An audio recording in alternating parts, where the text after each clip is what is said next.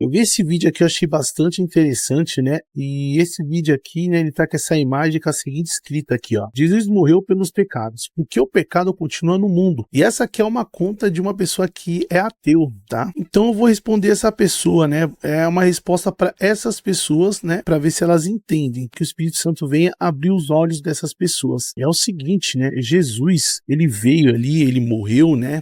Na verdade, se todos tivessem crido, né, na palavra de Cristo, né, o povo judeu, né, junto com o povo gentil ali, junto com as tribos, né, Jesus estava recuperando. Em Reis ali está dizendo ali, né, que existia dois reinos, né, o reino da casa de Judá, né, e o reino de Israel. O da casa de Judá era entre Benjamim e o povo judeu ali, né, até mesmo ali os de Levi, que não tinha ali um lugar específico que se juntava com eles, e a casa de Israel, né, era formada pelas 10 tribos, tá, filhos de Jacó. Então o que aconteceu? Quando Jesus veio, né, o povo judeu, eu acredito sim que o povo judeu ali sabia que Jesus era o Messias, né, porque tem um versículo ali, assim que Jesus abre os olhos do cego, vem alguns judeus ali, né, alguns rabinos e dizem assim, tu tá dizendo que nós somos cegos? Aí Jesus faz uma afirmação, né, por causa disso que vocês enxergam que vocês têm pecado. Então eles sabiam sim que Jesus era o Messias e muitos judeus até hoje sabem sim que Jesus é o Messias, né, entregue por Deus. Eles sabem, tá? Eles sabem. A maioria sabem, né? A maioria sabe. Porém, o que acontece, né?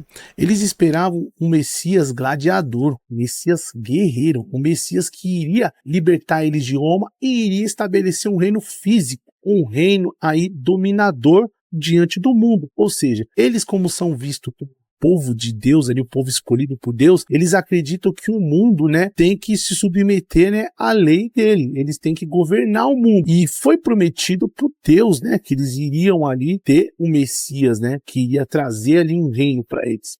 Então o que acontece? Quando chega Jesus e não traz, né, esse reino que eles esperam, e começam aos olhos do povo judeu, eles veem Jesus como, vou dizer dessa forma para vocês entenderem, um filósofo, né, um cara que vem trazer amor, que vem trazer ali, se aprofundar dentro da lei ali, trazer a lei de uma forma ali, né, que eles não compreendem, eles começam a chamar Jesus de herege, né, e Jesus começa a fazer os milagres, para eles verem, né, para eles verem que Jesus realmente de fato é o Messias, mas não que Jesus tinha que provar alguma coisa para eles, porque já estava escrito que eles não aceitariam, né, o Jesus como Messias, né, está escrito lá em Isaías, né, que ele veio para o seu e o seu o rejeitou. Então o que Jesus fez ali, né, se eles tivessem crido ali, todos tivessem crido, Jesus não precisaria ser sacrificado, mas como não creram, ele teve que ser sacrificado por causa dos pecados, né, do sangue dele, para nos purificar, para que a gente pudesse crer, né, e ele ressuscita ao terceiro dia. Então o que acontece, né, eles estavam esperando um guerreiro, um líder político, alguém que ia colocar Israel ali no topo do mundo, né, é como se eles estivessem esperando, é como se fosse o papel do Trump hoje, o que o Trump está tentando fazer, entendeu? Isso que eles estão vendo o Trump fazer era o que eles queriam que o Messias fizesse, né? Além de saber ali a Torá, né, fizesse ali, no caso também, os milagres,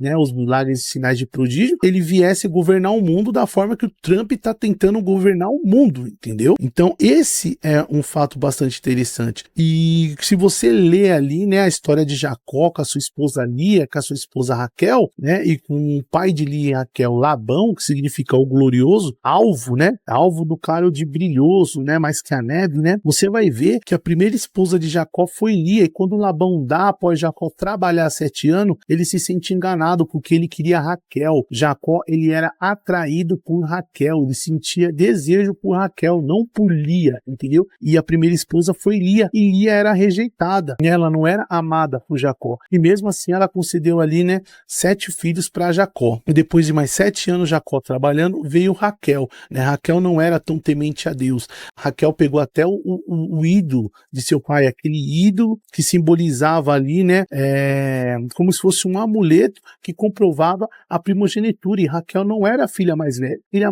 mais velha, a primogênita, era Lia. Então Raquel, ela rouba, né, esse amuleto, né, do pai e fica ali com o amuleto da primogenitura, né. Então isso daí é para você ver como até isso a Bíblia, né, já revelava como que seria. Se vocês olhar para Jesus como Lia, né, e você olhar para Jacó como Israel, que o próprio nome de Jacó é Israel, você vai ver que Israel rejeitou, não sentia desejo desejo por Lia. Lia que já apontava para Jesus, né? Jesus é a primeira esposa ali, né? E única esposa de Israel. Israel não sentiu desejo por Jesus, né? Jacó ali, Israel está esperando por Raquel até hoje. E por isso que Jesus profetiza: eu vim em nome do meu pai e vocês rejeitaram. Ou seja, eu vim em nome do meu pai. Lia foi também em nome de seu pai. Foi ali por Labão. E Jacó não aceitou. Jacó trabalhou mais 7 anos para ter ali a sua Raquel. E da mesma forma que Israel, o judeu, está esperando até hoje pelo Messias dele. E Jesus profetizou que vai vir sim e vai enganá-lo, né?